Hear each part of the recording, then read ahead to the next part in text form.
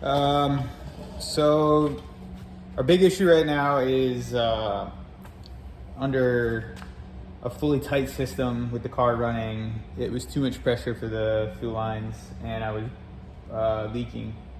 I dropped the tank and I found that there was a lot of fluid around the banjo fitting, which looked confusing because, I mean, it's banjo fitting, it's pretty straightforward. There was gaskets on both sides. You know, I noticed that the fluid loss would reduce if I would increase the torque on the banjo fitting. It seems like it's more than it should be. It's like really tight with a 1/2 inch. So I added a second brass washer on each side. I'm hoping that the softness of it will help take up any of the mating surface that's allowing for the fuel to escape.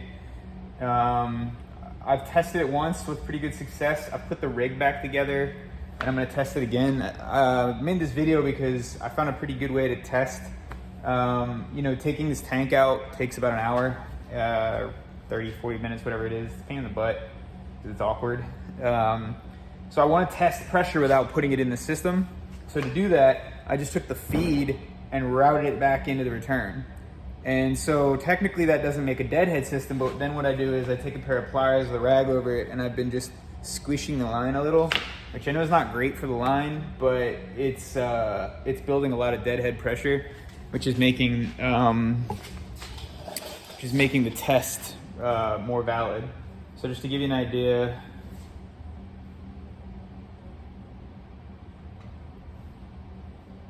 so I get on the line and then I just ran a power jumper and I have the power side hooked up. I'm just gonna touch the negative side and I'll start to run.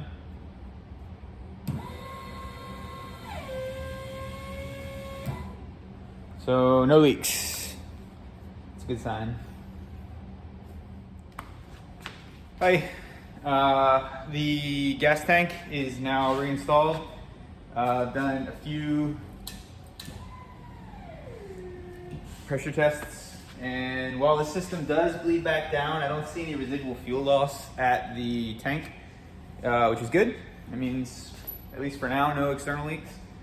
Lines are all holding, everything's holding.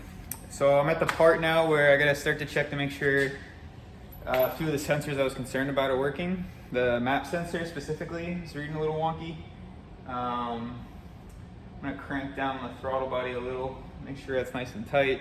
But I'm gonna try for a 20-second start, 20-second run, to see if it idles, calms, and then if that works, I'll move on to loading up the cooling system so that the car can stay running.